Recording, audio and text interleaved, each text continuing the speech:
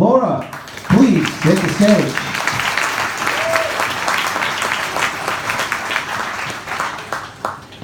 Should I stay or should I go?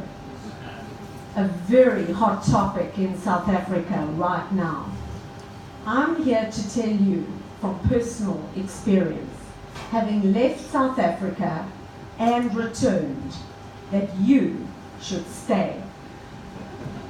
Most emotions in life can be categorized into two sections, love and hate.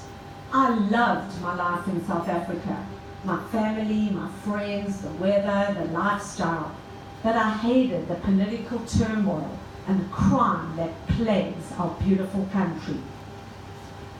In 2006, after a personal hijacking and a vicious attack on my brother that nearly cost him his life, I decided to emigrate to Canada. I thought United Nations, crime-free, earning the mighty dollar, adventure. After about 1 year there, I realized the cold, hard facts, that I was a very small fish in a very big pond, as opposed to the opposite way as it had been for me back home in South Africa. But like most South Africans who emigrate, I worked really hard. And after about 2 or 3 years, I achieved third place position in a real estate office of 120 estate agents in a city where I knew nobody. One could say I sold a lot of houses in the snow. One I bought myself. It was a 4-bedroom house on 2.5 acres of land in Halifax, Nova Scotia, located opposite a lake, which enabled me to train for the Ironman Mont Tremblant the following year, which I'm happy to tell you I made. But very soon, the magical Christmas lights and the novelty of snow skiing, which I really loved, soon wore thin, as one winter rolled into the next freezing winter, and shoveling the driveway became a daily grind. Never far from my heart was the leafy streets of Kloof in KwaZulu-Natal, home to the Comrades Marathon, and my 16 completed pilgrimages to the Shrine of Pain. How I wanted that pain, and how I remembered the South African people as they lined the streets from Pietermaritzburg to Durban, egging me on. And fast forward to Clifton, Cape Town, and these long summer days where the sun really sets before 10 p.m. at night. I miss that. Yet, I jumped through every single hoop the Canadians put me through. And I completed a lot of paperwork. And after 6 years of hard labor, I achieved the quintessential dream, Canadian citizenship. But it cost me my 13-year marriage. And what you'll see on the left with the excitement of immigration, on the right changed into divorce, as I witnessed firsthand what disillusionment does to the human soul. Because the cost of living in Canada was exorbitant. And it's really not easy to start over when you're 40 or 50.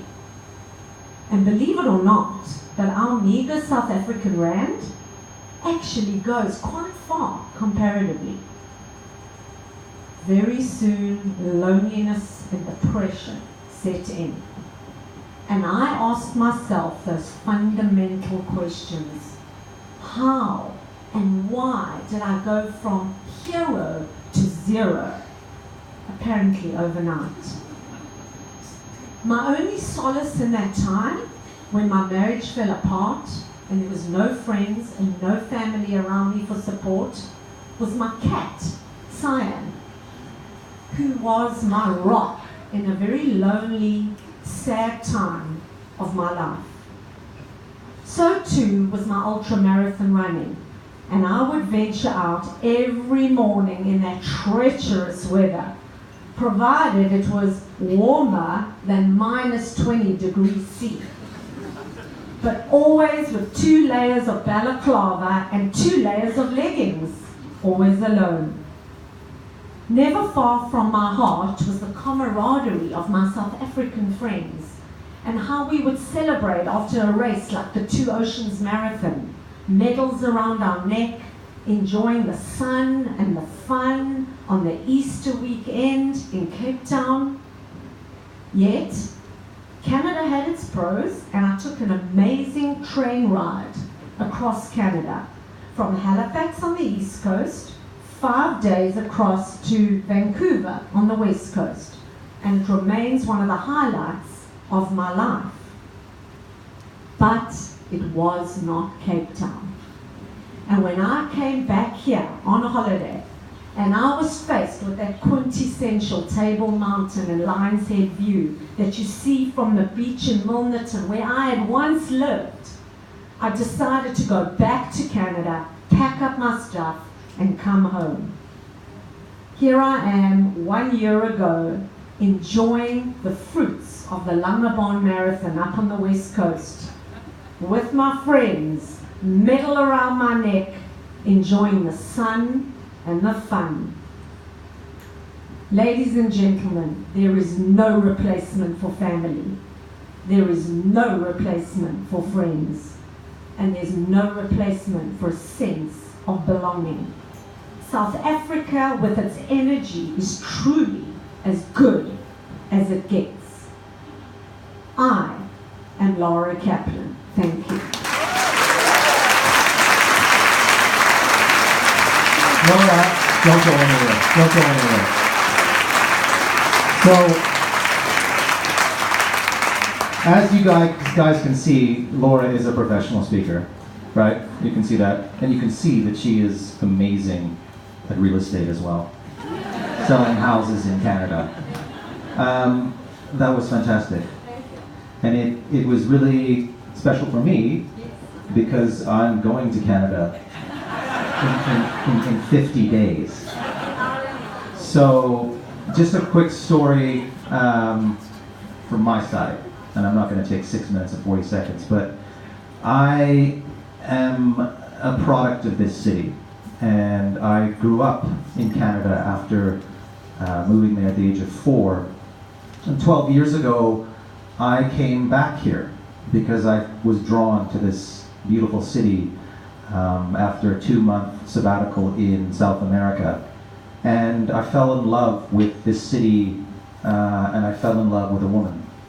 And in 50 days, I'm going to be going with that woman and my child back to Canada to start another chapter, to go to my other home and see what that does for us as a family. But I will, like you, Laura, miss this family, miss this city, miss everything about South Africa. So it's it's hard. So thank you. You're gonna give the next prize out. So I'm getting all teary.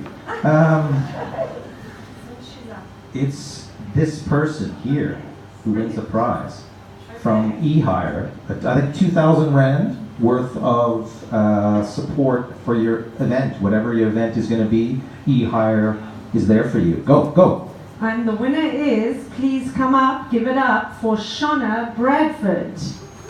Shauna Bradford. Don't make me do another draw.